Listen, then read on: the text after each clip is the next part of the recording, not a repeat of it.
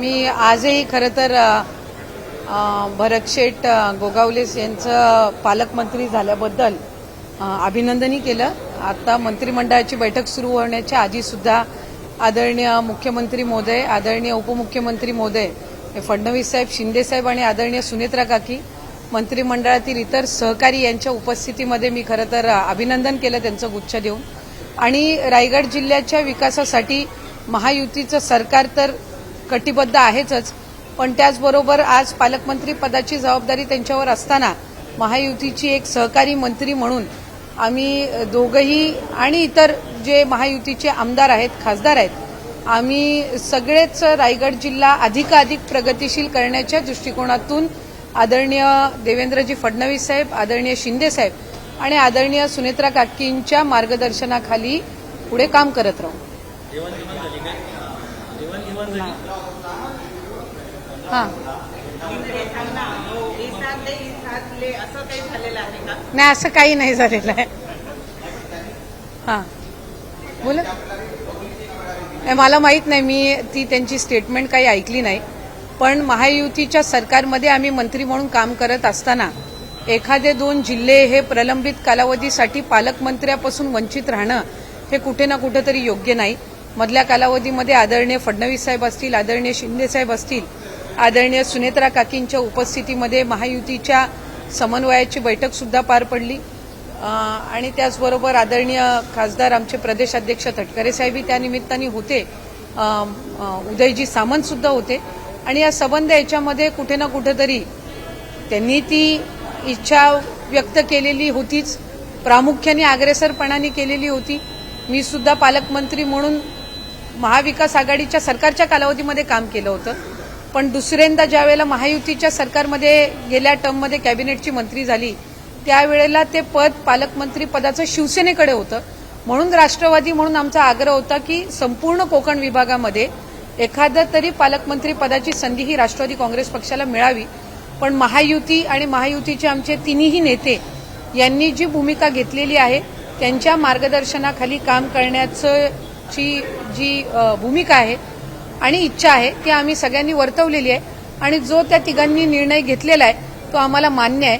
शेवटी आज माझ्यासाठी मी महायुतीच्या सरकारमध्ये एक मंत्री म्हणून, एक सहकारी मंत्री म्हणून काम करणं, जिल्ह्यामध्ये एक मंत्री म्हणून, एक लोकप्रतिनिधी म्हणून काम करणं ही सुद्धा तितकीशीच जबाबदारी ही माझी सुद्धा त्यानिमित्ताने आहे।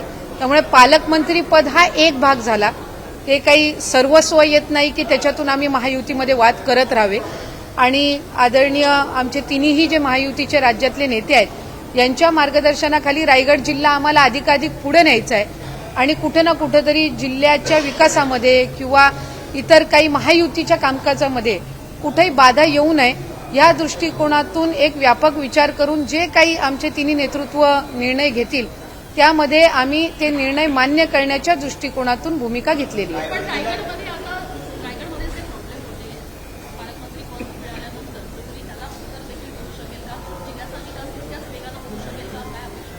खरं तर रायगड जिल्हा हा अतिशय गतिमान पद्धतीनं विकसित होणारा जिल्हा आहे। औद्योगिक क्षेत्र सुद्धा तिथं आहे, पर्यटन सुद्धा मोठ्या प्रमाणामध्ये आहे, अनेक पोर्ट सुद्धा तिथे विकसित होत आहेत, पण त्याचबरोबर जे आंतरराष्ट्रीय विमानतळ आहे हे प्रामुख्याने रायगड जिल्ह्याच्या हद्दीत आहे। आता आदरणीय मुख्यमंत्री देवेंद्र फडणवीस साहेबांनी काही दिवसापूर्वी घोषणा केली की 3री मुंबई जी आहे याचा विस्तार असेल, वेगवेगळ्या उद्योगांना चालना देण्याच्या दृष्टिकोनातून रोजगार निर्मिती असेल ही रायगड जिल्ह्यामध्ये होणार आहे आणि अशा सगळ्या परिस्थितीमध्ये आणि विशेष म्हणजे पर्यटनाच्या दृष्टीने पण महत्त्वपूर्ण आहे, पण त्याचबरोबर पावसाळ्याचे दिवस आहेत, आपत्कालीन परिस्थिती सुद्धा अनेकदा आम्ही या 3-4 वर्षामध्ये तिथं अनुभवली। या सगळ्या याच्यामध्ये त्या सर्व गोष्टींकडे मला वाटतं लक्ष केंद्रित करणं हे गरजेचं आहे।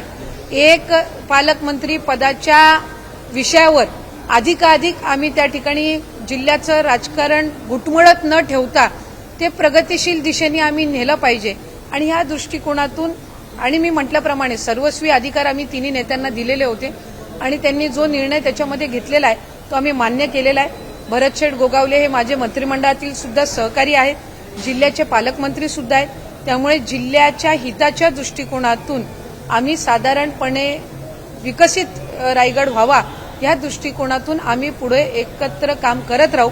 माझ्या वतीने किंवा माझ्या पक्षाच्या वतीने आदरणीय तटकरे साहेबही आहेत, माझ्या पक्षाचे जिल्हाध्यक्ष, इतर सर्व मंडळी सुद्धा आहेत.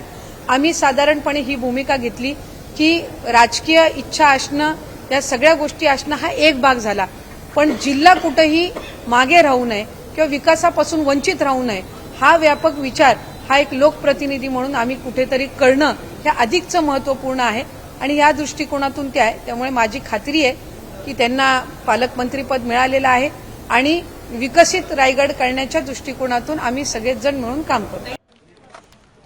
साम टीव्ही मला बघायला आवडतो कारण त्यावर दाखवल्या जाणाऱ्या बातम्या रिलेट करतात.